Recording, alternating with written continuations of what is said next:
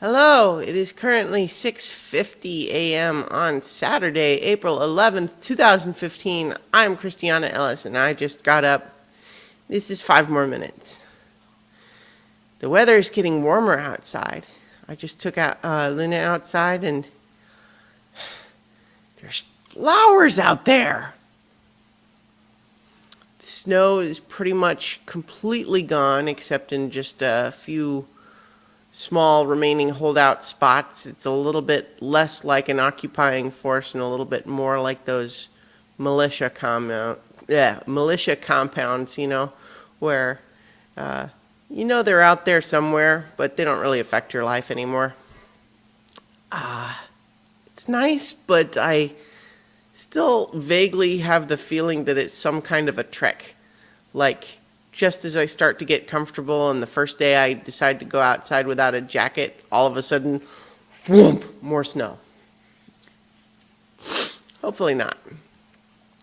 Anyway, though, yesterday I watched the first 3 episodes of the new Daredevil TV show from Netflix and Marvel.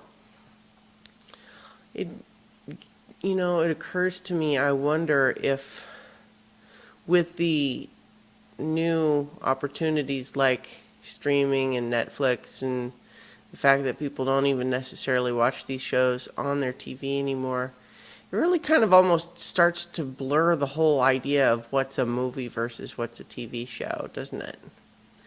Any case, not super relevant, but Daredevil. At least based on the first 3, which is all I've seen so far, it is very good. I like it a lot. I'm very on board.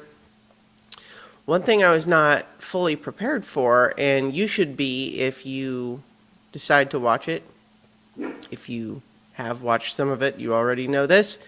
It is dark and violent in a way that really none of the other Marvel stuff has been so far. Certainly there have been, comics that got this dark, including Daredevil. It's not outside the bounds of the source material to go this dark, but certainly none of the other Marvel movies or TV shows have had this level. I mean, as far as like violence depicted on screen, it's pretty close to Game of Thrones level. It's R-rated to be sure. So just the fact that it's comic booky and, so if you've got a 6-year-old who really loved the Avengers, not this one, okay? So, at the very least, watch it first. There hasn't been any nudity in it yet. No really visible nudity. There's implied nudity, but nothing actually shown on screen. So just, keep that in mind. And, in some ways, the fact that it's so dark and violent is really kind of a good sign, I think, in terms of what Marvel's overall plans are, because it just shows that they recognize, people talk about wanting, the superhero bubble and whether it might burst and make people sick of superheroes again. Well, Marvel knows that one of the best ways to avoid falling through thin ice is to spread yourself out. So having their various properties not all feel like, cookie cutter iterations of the same story is the way to go. So, Guardians of the Galaxy is not like Captain America Winter Soldier, and Daredevil is not like Agents of S.H.I.E.L.D. The one thing they do all share so far, though, is that they are entertaining to me.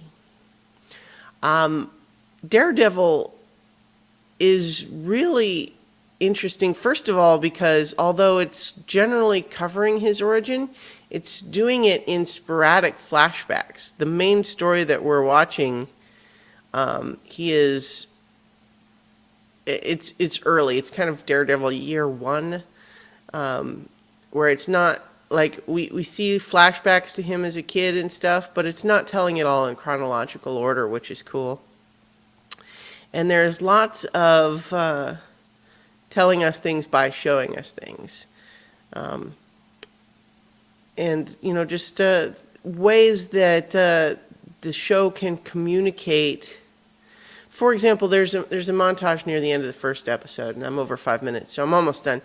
There's a montage at the end of the first episode where we've just seen Matt Murdock, have, kind of a small victory over the one thing that he was trying to do in that episode. But then there's a montage where he goes to like an old-fashioned workout gym, like boxing gym, and it's clear that they're closing up, but he's like, okay, everybody, like you can still go and leave the lights off, and it's clear that he does this all the time. They know that that's okay, like it's allowed. And so what we see though is intercutting of him hitting a punching bag pretty vigorously, but then cutting back to all of these other criminals doing awful things. And the impression we get is that this is just an enormous challenge, meaning it's a little bit like someone slapping at the ocean to get the tide back to go back in. And so presenting it as though, like, how could one man ever help all of this? And yet we see that at least this man is going to try. And I thought that was a great mood to set for the series. And so I'm definitely eager to watch the rest of it. I don't know necessarily that I'm going to try to binge the whole season just this weekend, especially since I'm trying to rewatch season 4 of Game of Thrones as well. And I've got other things to do also. But I'm certainly enjoying myself so far. And as long as you are not going to be too put off by the violent aspect of it, I imagine you will too. All right, so remember you can find all my stuff at christianaellis.com, and I will talk to you tomorrow for 5 more minutes.